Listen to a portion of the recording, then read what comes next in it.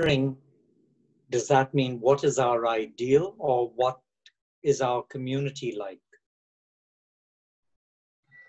I think it's your ideal. Like what does it look like for you? Is that right, Brittany? I should ask you. Yeah. Yes. What does diversity ideally look like to you?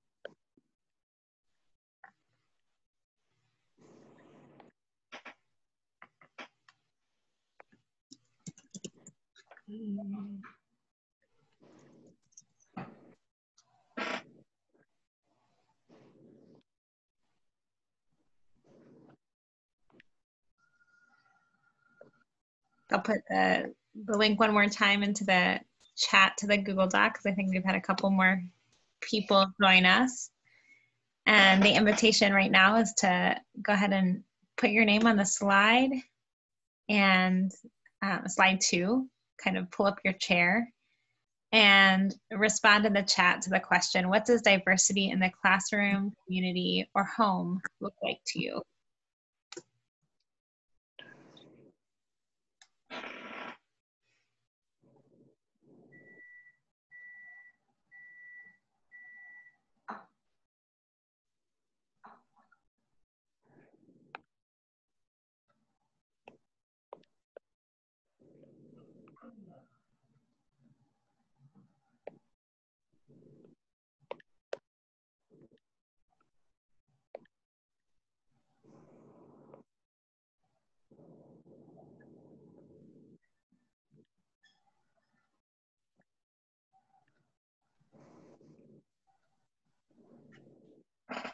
All right, I'm gonna welcome us all again to the 3rd session of Raising Race-Conscious Kids.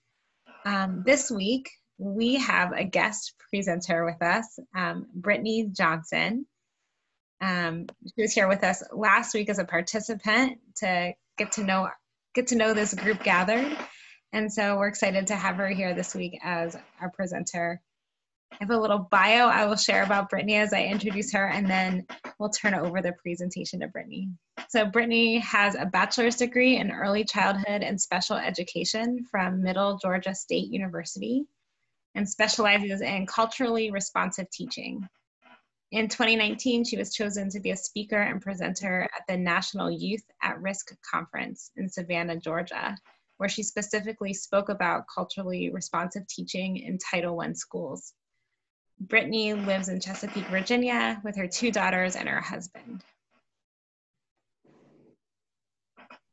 Hi, thank you. I appreciate the introduction. I'm excited. So today we're just going to jump right in. We're going to talk about culturally responsive teaching. This is something that obviously was created for teachers to use in the classroom, but this is something you can use in your community and in your home when you're raising your children as well. So first, we can talk about what culturally responsive teaching is, and it is a teaching practice that recognizes the importance of including students' cultural backgrounds in all aspects of learning. It values students' culture and linguistic backgrounds through classroom instruction, and you're able to integrate racial experiences with evidence-based practices. So here are some culturally responsive teaching mindsets. They're examples and non-examples, so you can get an idea of what it looks like. Priscilla is going to read 2 of them to you guys. Yes, so the first one is positive perspectives on parents and families. And an example would be, I believe that all students and families have important strengths I can draw on as an educator. And a non-example would be, my students' home lives and backgrounds interfere with their success in school. And then for learning within the context of culture, An example would be, my curriculum includes concepts that reflect the racial, ethnic, and cultural diversity of my students, showcasing a variety of people in a variety of roles. A non-example would be, the curriculum is set and does not offer the opportunity to include racially, ethnically, and culturally diverse representations. So these are obviously in the perspective of a teacher and what their examples and non-examples would be in their classroom. Now, diversity in children's books is lacking. Minorities and people of color, in a study done in 2012, it showed that 93% of main characters were Caucasians, which obviously we know that my kids are not Caucasian. You know, if they go to school, they are not going to see themselves in the majority of the books. So a really big aspect of culturally responsive teaching is media representation in your classroom. Having not just books with different types of people, different cultures, different races, but also like your posters around your classroom. You know, if you show just hands that are tan, white, black, brown, that kid feels like, okay, that is how I asked to go to the bathroom, by putting my tan 3 fingers up, you know? So using media that positively depicts a range of cultures, it helps children process the content more, and it helps them effectively use their own culture and language in the curriculum. Using different media will also help boost the engagement of children in the classroom as well. Another way to effectively use culturally responsive teaching is by running problem-based learning scenarios. It's like asking questions and coming up with like scenarios for them to figure out themselves. There will always be a cultural link in the question, whether it's explicit or the child has to make that connection themselves. And each student can use a different approach to solve the question using their unique cultural backgrounds. Here is a quote that I found that helps you understand why culturally responsive teaching is important and why teachers should use it. It says, cultural responsiveness is such an essential aspect of the learning process. It is absolutely unavoidable and indispensable because at the end of the day, the children have to be able to see themselves in the lessons they are learning and see the relevance of what they have learned after the dismissal bell rings at 3 o'clock. So we want to prepare our students and prepare our children to have these life experiences and life lessons, not just in the classroom, but outside of the classroom as well. So for today's breakout room, I wanted to get you guys talking and thinking about the teachers today. Teachers today are still predominantly white females. 80% of public school teachers are white. So how can we expect these teachers to reach out and be relatable to their multicultural students? What examples can you think of that a white teacher can be relatable to an African American student, to a Native American student? So this is something that, you know, you can discuss with the person you're in the breakout room with, and you can come back and bring direct examples.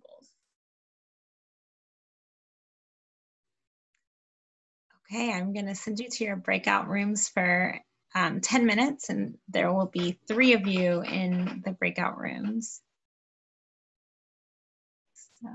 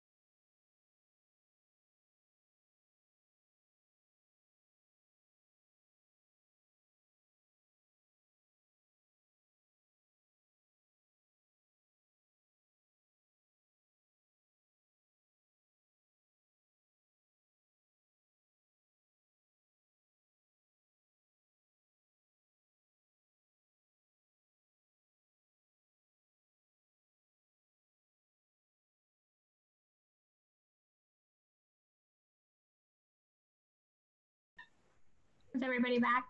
Yep. Okay. So does anyone want to volunteer to share what you talked about with your group?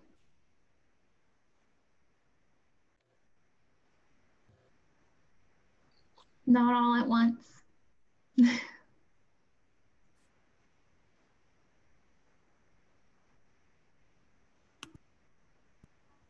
I can We started our question. Sorry, go ahead. Oh, is that me? Thanks. One thing we talked about was, and I'm forgetting the women that I was speaking with, was the fact that books that have diversity sometimes are purposely about the diversity rather than just being kids at play or at life. So maybe there's something to be said for just in our classrooms and in our homes having more books that are just about kids that are Black and brown, or the full range of colors and abilities, rather than having books that are about an issue or something that is I guess political, so to speak, or about history. I'm going to say it again, sorry. Just having kids that are just normal kids doing their kid things. That is a great example. Is anyone else want to share?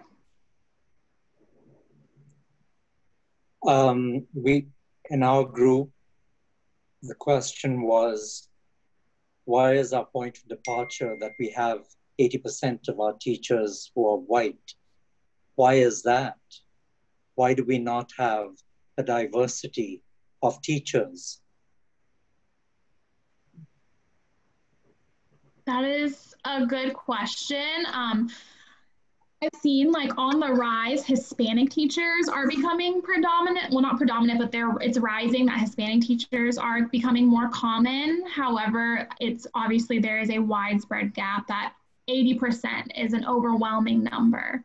And that is something to consider. Why is it that white females in particular are becoming teachers and not, say, African-American males or Native American females? We have time. Does one more person want to share what they discussed with their groups? I can share. So I was with Joy and Carol, and we kind of talked about like your authenticity as an educator, and like kids are such a good sniff out of when you're not being authentic, and like when you're not really backing up what you're saying. And so building those connections and being willing to have those hard conversations with kids, and have them ask you questions that like I really think it's okay to say, I don't know the answer to that, like let's figure it out together. And I think those connections and that authenticity like is one of the best things you can give a kid of any race, right? And just help grow that. So I could not agree more. I love that you said authenticity, because we'll see that a little bit later in a slide. That is something that sometimes we lack in education, and in regards to conversations with any people, sometimes we're scared to be true and say what we really want to say.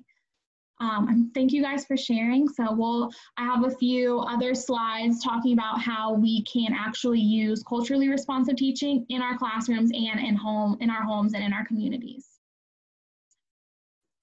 Okay, so one second, my video. Technical difficulties, 1 second.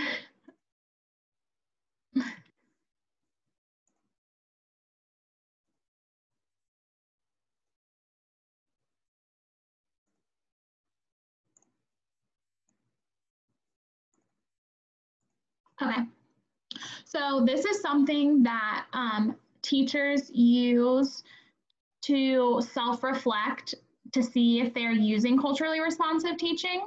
But this is also something that I want to say you as parents, you as grandparents can use if you're going into a school and you want to fact check your administration, fact check your teachers and say, are you actually doing this? You can put out a blanket statement that you're culturally responsive teaching, that you're teaching with race and account and teaching the hard subjects, but when you break down and ask the questions, that will be the true answer. You'll get the true answers. So a couple of things I'll point out on this graphic is asking the teachers if they linguistically code switch as needed to facilitate understanding. Code switching is changing the way you speak in your language in regards to who you're speaking to. So you may talk to or phrase a question one way to Samantha and then ask it a different way to Thomas. And that is code switching without saying, okay, I need to ask this differently to Thomas. It's just a natural thing that you do.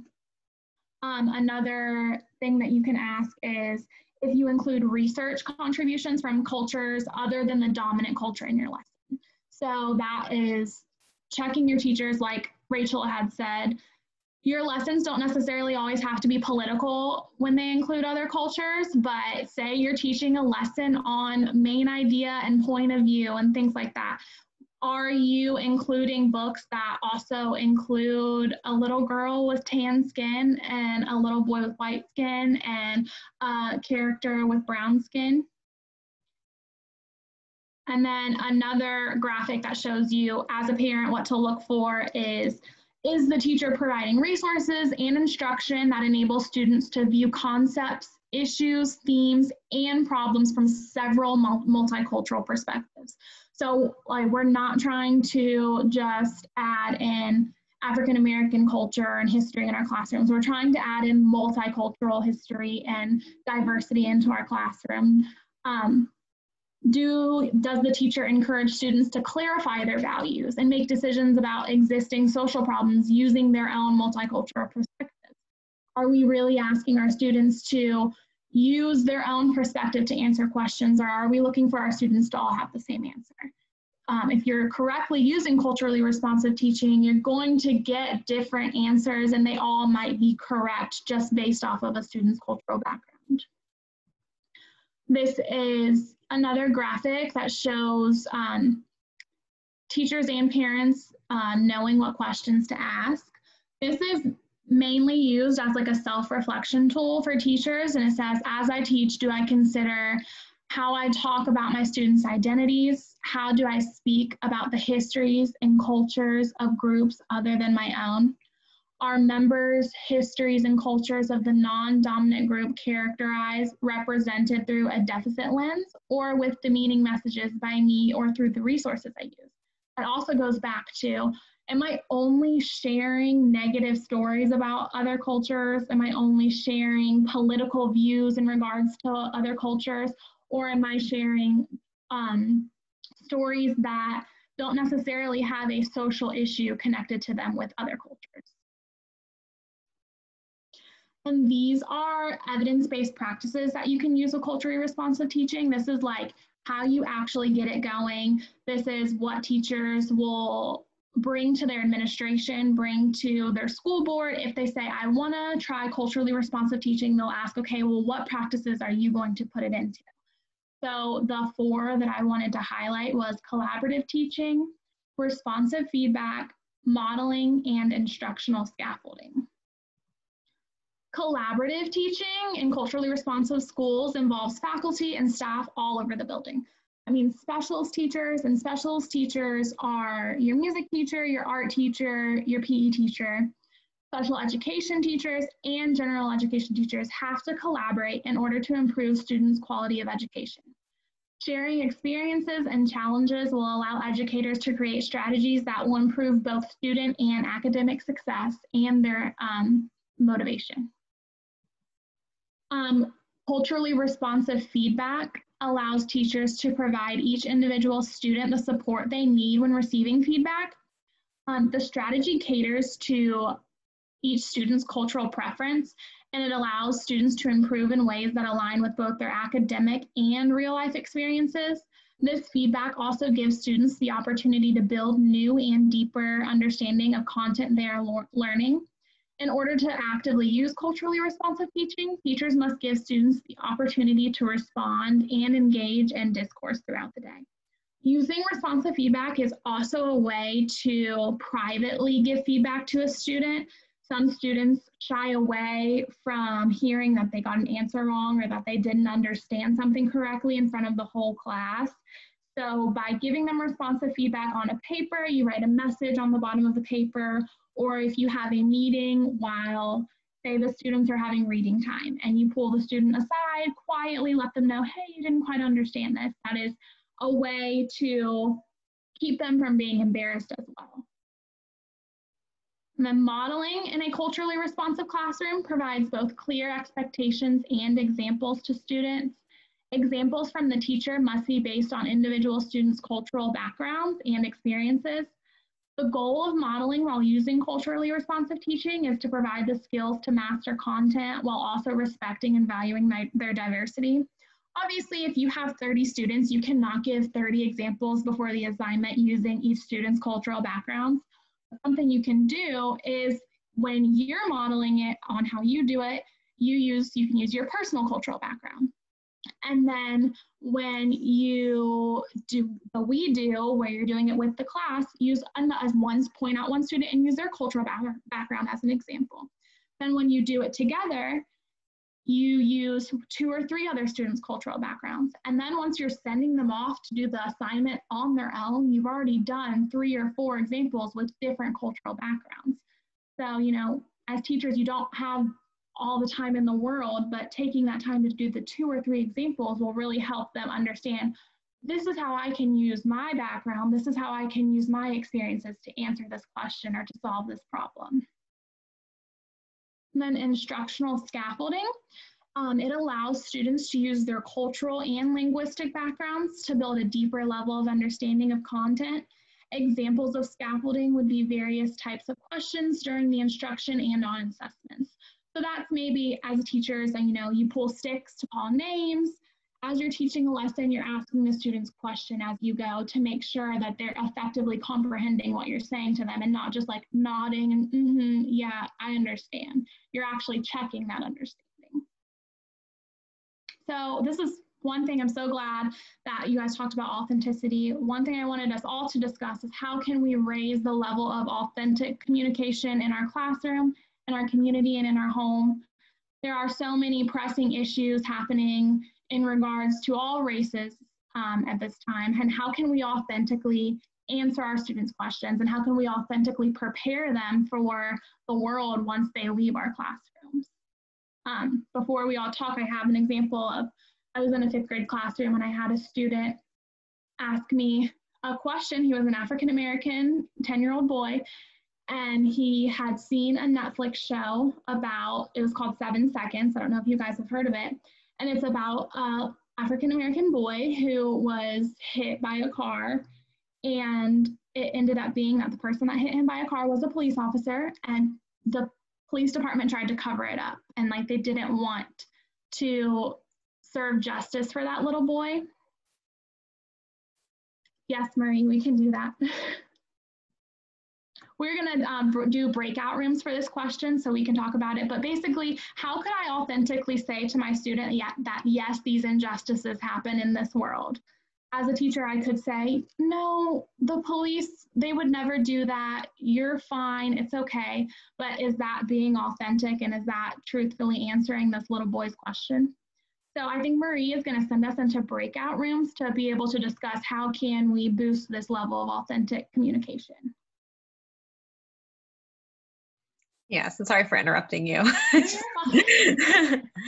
All right, let me do one quick adjustment. And all right, so you'll have another 10 minutes in the room to talk about how to be authentic in your classroom or community, home, church. You are.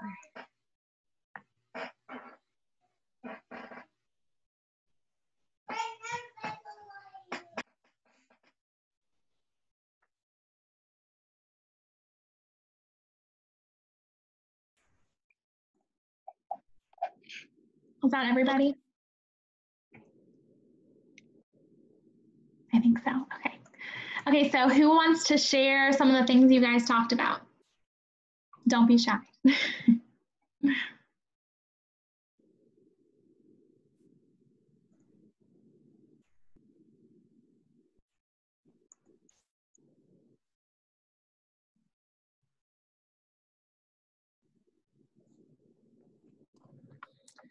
In our group, I think we talked about having courage that it takes a certain amount of that to be authentic. We talked about the need to be good listeners, to ask questions without overwhelming people, but to admit our own ignorance and ask others to teach us and give them an opportunity to educate us too. One philosophy I've always used, like within my student teaching and all the classrooms that I've been in, is this is a no judgment zone. Like, I want you to feel safe. We may disagree, but through discourse and through our conversations, maybe we can change each other's minds. Maybe we can open each other up to new ideas, you know, but we're never here to judge you. And that's something that I was in elementary level grades, and that made them feel a lot better. Does anyone else want to share? I have a question with what you just said. Oh, yeah. Hey, Ed. I think you have to be authentic yourself. You have to come across as being authentic before you can expect others to accept what you're saying and what you're trying to teach them as being authentic. So it starts really with your own approach to your teaching style to make sure that the individuals believe what you're saying is what is authentic and is real. I definitely agree. Brittany, I just have a question with what you said as far as like a judgment-free zone and encouraging everyone to speak. What if you have a student who says something blatantly racist? We actually have, like, yeah. Someone had mentioned that in a breakout room. Someone had mentioned that. What if a student does say something like their parents are racist and they've been teaching them racist things? And I said, obviously, this is a touchy subject, you know, with students, and you never want them to go home and be like, Miss Johnson said that the way that we're learning is wrong. But I think that student discussions and letting your students talk to each other, if a student says something that's blatantly racist, obviously I need to interject and say, that's not how we speak to people. We treat each other with kindness. Our Constitution says that everyone should be treated equally, and that's what we learn in our classroom. And we can say, what does everyone feel about that? How can we talk through this? He says that he believes this. Who agrees with him? How can we have discourse and encourage the students to talk it out? Obviously, be a facilitator as a teacher. When things get inappropriate and things that are said that should not be said, you can shut that down as a teacher. But I think it's important to encourage our children to have authentic communication so that maybe our students can change that one student's mind or have him see the way that everyone else is seeing it. But it is a touchy subject, and it's not easy, especially if they go home and tell their parents, Miss Johnson made everyone tell me the way that I think is wrong. Yeah, just to follow up with that, that is something that our group talked about was oftentimes the students aren't the scary ones. It's when they go home. It's what you're going to receive through email that night or the next day.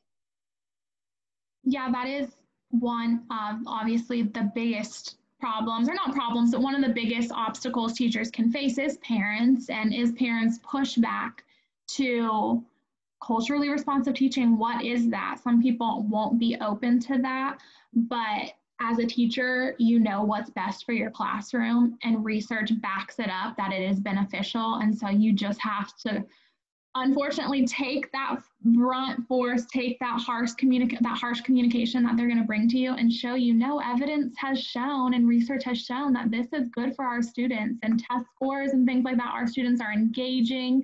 Our students are feeling more welcome. Our students feel like they have a say in their education. It might not be easy, but it's definitely worth it. And research is backing you up.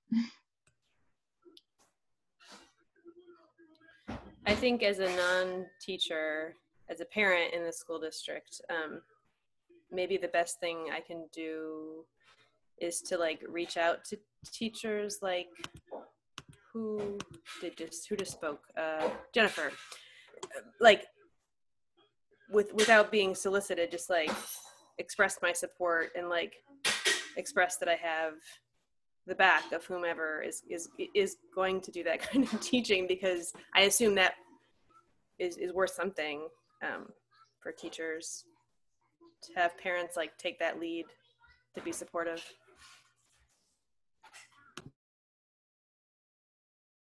Yeah, I definitely agree. Like, obviously, having multiple teachers that are using this method within your school, having the support from your administration, that will be a very big point if you have parents coming to you pushing back, like saying that they don't agree with this.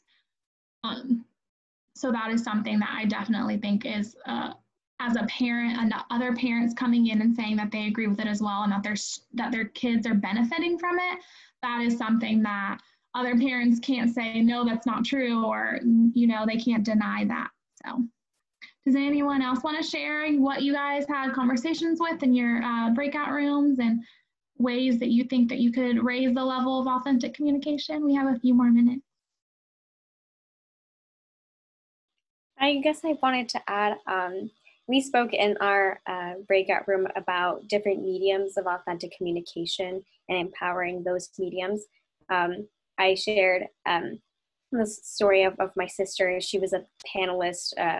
She was a judge for the Gabriela Mistral Poetry Contest here in the DC area, and it allowed students of all ages to submit poems about any subject that they chose, and it promoted that authenticity because various students spoke about what was going on in our country in relation to race, police brutality, COVID-19. And so allowing students to be able to write freely and to feel proud of their work and to submit that work and to have their truth validated, I think is very inspiring. And it also, it's also a humbling experience because it teaches, you know, the judges who are reading these poems, you know, that these students, though they're young, you know, are conscious of what's going on, and they are, you know, internalizing these events and expressing these feelings, and these feelings are important to discuss.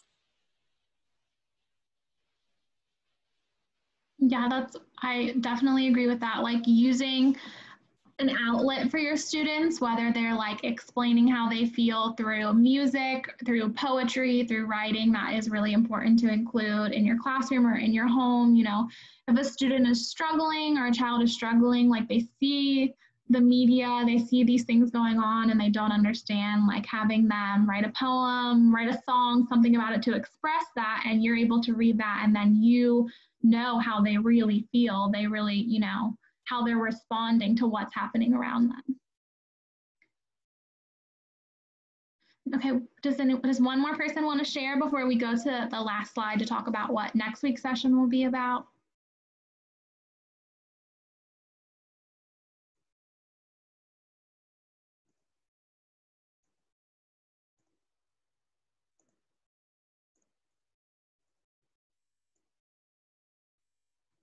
I can share.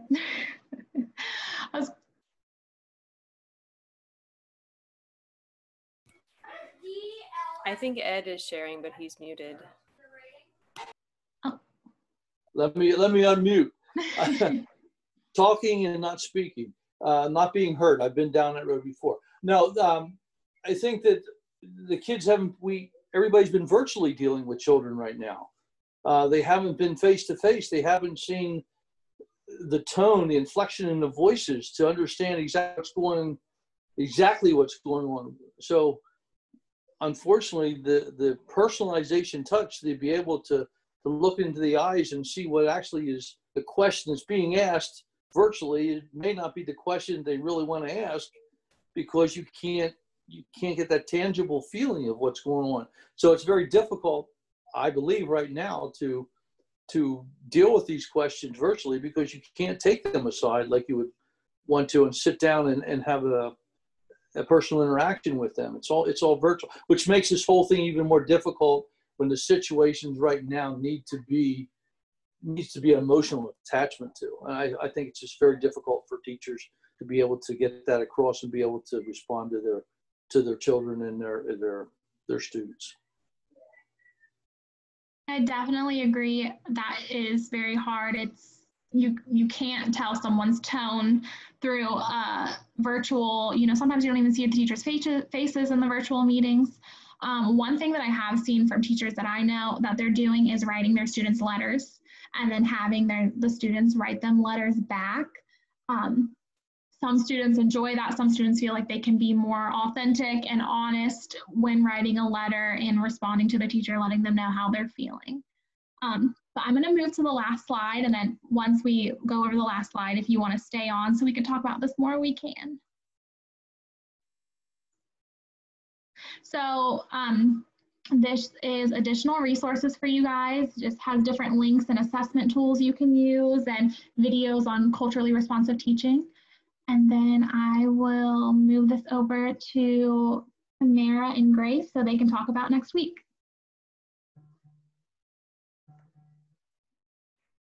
Perfect. Do you have the slide up at all? Oh, is it not? One second, let me see. Is it not up? No. I'm sorry. Okay. Still learning. Okay, can you see it? Yes. So next week, Grace and I, the OEP's Racial Justice Co-Organizing Interns, will be discussing the future of racial justice. And we're going to kind of talk about, like, now knowing all this knowledge that we've gained these past 3 weeks, what we need to do next. And I'll pass it to Grace for anything she'd like to add. Yeah, I think we just want to have really intentional conversation and reflect on what we have been talking about and how we can use that to motivate and inspire ourselves and the kids in our lives that we love and other people in our lives that we love, to move forward and make sure that we ourselves and the people that we love are living a life that is much more race conscious and intentional in being loving and kind to everyone. So. Well, thank you all for joining us again this week. And we look forward to seeing you next week. Brittany, thanks for being with us again and sharing. And as Brittany invited, we do have time for questions and more interaction as facilitators, but we also honor the time commitment that you all gave. So at this point, if you need to go, you're welcome to head out whenever you need to. And if you want to stay and talk with us, you can as well. Bye.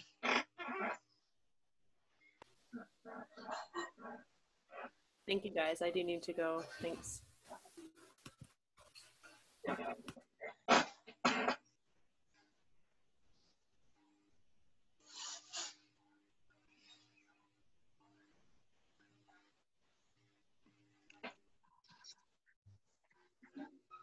I just wanted to add one note about responding to parents. You were talking about using research as an argument, saying the research shows such and such. I think you need to know the parent first. Some parents will respond to that. Some parents will respect education and research, and I'm much more convinced by experience. I found that if you want to establish credibility, for example, you need to know if you're dealing with an educated audience or if you're dealing with an audience that is much more interested in your street smarts and your experience. So know who the parent is you're talking about. Some parents will be intimidated by research and won't really care. They want to know, does it really work in the classroom, or does it work with my child, and do you know that it works because you've used it? And that's how they'll be convinced, not by somebody's research that they've written up somewhere. They don't care about that. So you need to know who you're talking to and what they really care about. That's really helpful. Yeah, I like the term, like, read the room. Like, you know how the meeting is going to go, and they walk into the room and they sit down and just, what they're giving off. So that is really helpful. Like you said, using street smarts, because some parents respect that more than your degree.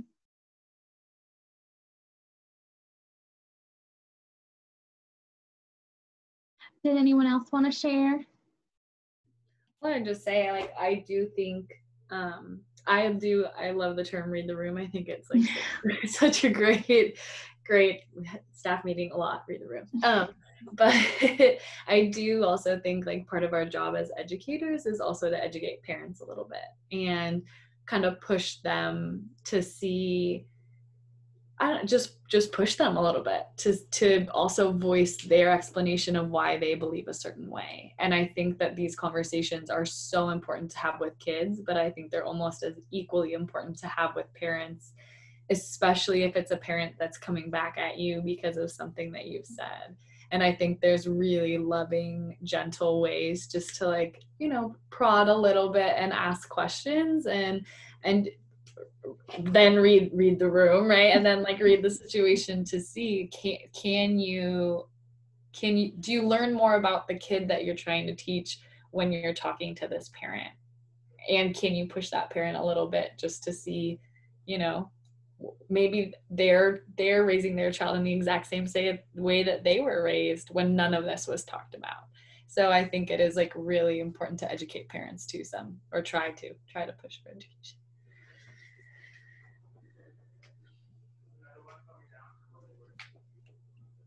I like the fact that you use scaffolding in the presentation, and I'd say that you can use scaffolding with parents too, but that means you need to know where they are now so that you know what their next step is and how you can help them get to the next step. That's a lot of work, but at least to kind of get some sense at the beginning of any meeting with a parent to figure out, okay, where are they coming from? Ask them questions first. Figure out where they're coming from, and then figure out what the next step would be to help them learn. Sometimes, so like, you know, you like send home like reading inventories, like to see what your students like. It's like you want to send home like a personality home inventory for the parents just to know what you're dealing with, you know, because your student is going to bring home or bring to your classroom what's going on at home and the opinions at home. I mean, honestly, as a parent, I would love to see that stuff come to home. And I think that's one of the biggest barriers is like, how as a parent, do you go to a teacher and kind of raise ideas of culturally responsive teaching, but also like communicate all that aspect. So I really appreciate that. I really like slides 9 and 10 with the checklist. Like I'll probably use those. But what I found remarkable about them is that I can see how even my first grader could respond to the social action ones. But these are not like, they're not tiered for grades, you know, like these tools and these ways of adapting or incorporating into curriculum really can be done at any grade level. And I think that's some of the pushback I've heard from my teachers is like, well, right now we're just talking about pre-K or kindergarten. Like they're not really ready for this conversation. And that's one of the conversations I have a lot with teachers is that, no, my daughter is ready for these conversations. Like she has these at home. She notices them in the classroom. And so like, I don't know the dynamics of the classroom like you do. And I need you to be an ally in facilitating this kind of conversation that you're talking about.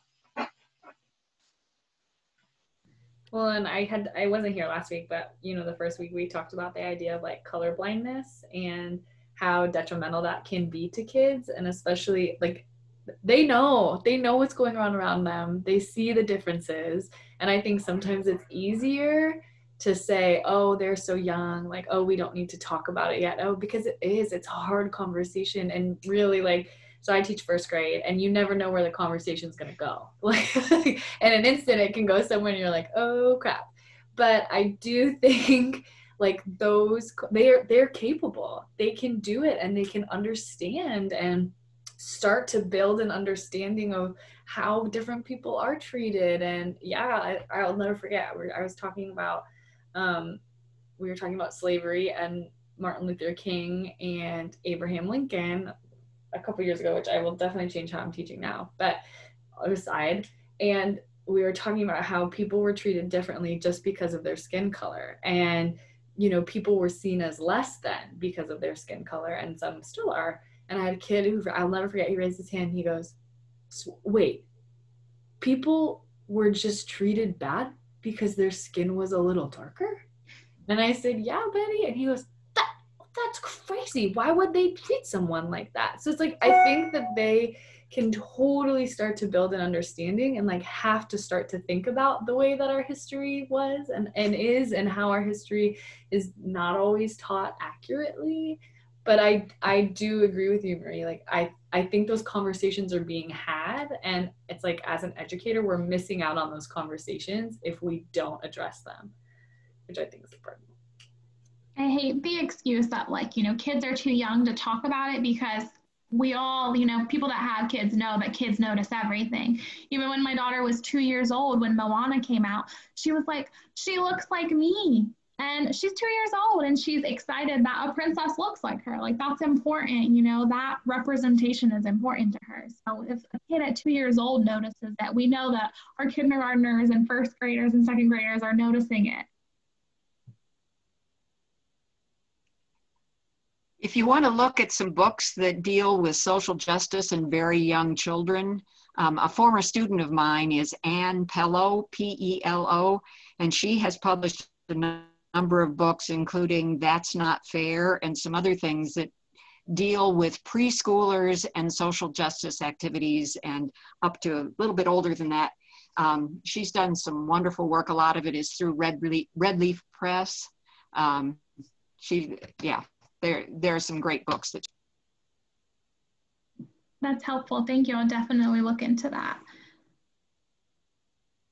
Did anybody else want to share? I really appreciate this conversation. This is really helpful for me, and hopefully for you guys as well.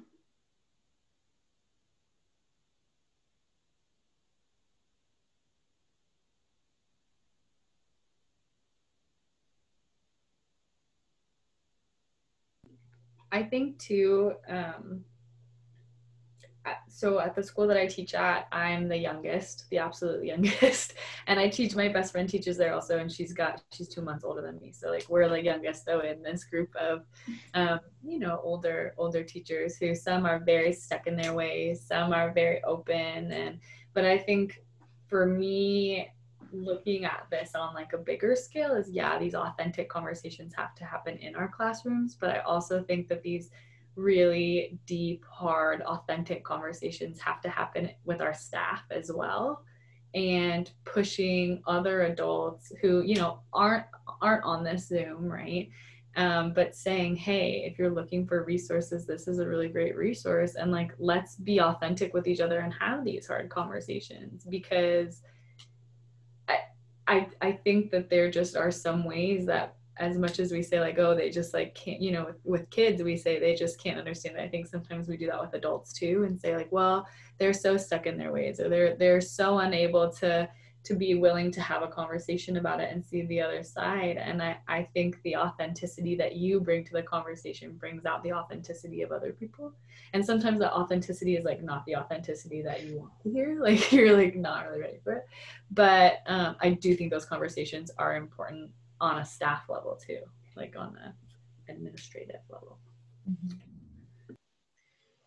Yeah, and I often think of how can we get community and school more connected in like organic way. Like our quick example here right now is that the school released a statement after George Floyd, like claiming that, I forget which language they used, but basically that they will be anti-racist in their like offerings and community, which many of us have challenged them to be in the past, and we haven't seen that substantial shift.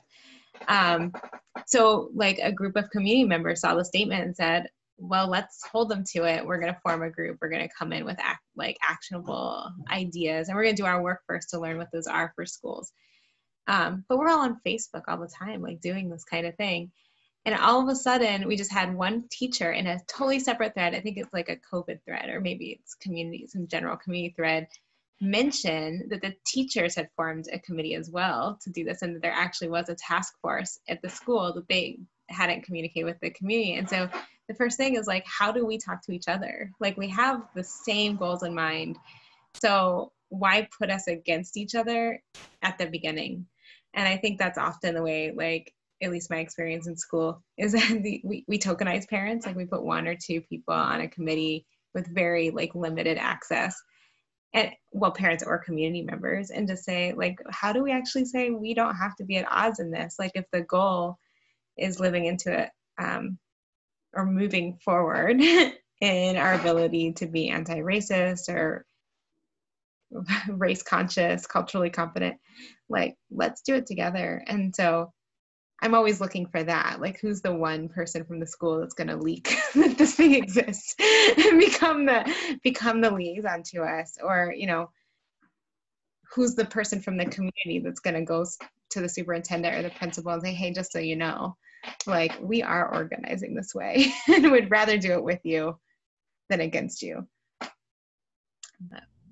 Well, and I think what you're saying too, Maria, like some of how I relate to that is, you know, we have our like foundation committee, which is kind of like our PTA. We don't have a PTA, but you look at that committee and it's all white women. It's all white women, and maybe 10% of our families are white. So it's like, who are we representing on this? Like, what group, what school is this really representing? And is it a true representation of what is culturally important to our families, and what's important to what we want our school community to be? So it's that idea of like, what are you putting out without even realizing what you're putting out, you know? And so it was interesting that to kind of have that conversation with some other teachers and be like, this has to diversify. Like, this is not a true representation at all of what's happening and what this school is. So yeah, I think, you know, to even know what's going on, one, and communicate in that way, but also realize what's being communicated without really being said. And looking at that and trying to fix that, or, you know, like figure it out. I have someone I went to high school with. He's an African-American male, and he ended up becoming a teacher at our old high school, which is predominantly African-American students. And he saw the need for like mentorship when it came to like the African-American boys in the school. And he was able to like get enough support to start a Men in Excellence program within the school, which has shown so much improvement in the behavior and things like that within the school. So I think like it takes one person like acknowledging, I see the need for this and I'm going to reach out for support whether the administration wants me to or not. And then they can't deny if you have this many parents saying, we agree our kids need this. You know, it's hard to be that person and get those looks in the hallway as if, what does she know? But it's important for our kids and our students.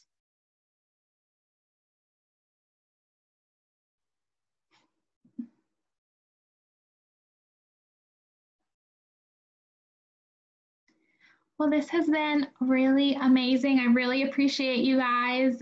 Hopefully you'll see you guys next week for the last session. Yeah. Thank you, Brittany. Thank you. Thanks, everyone.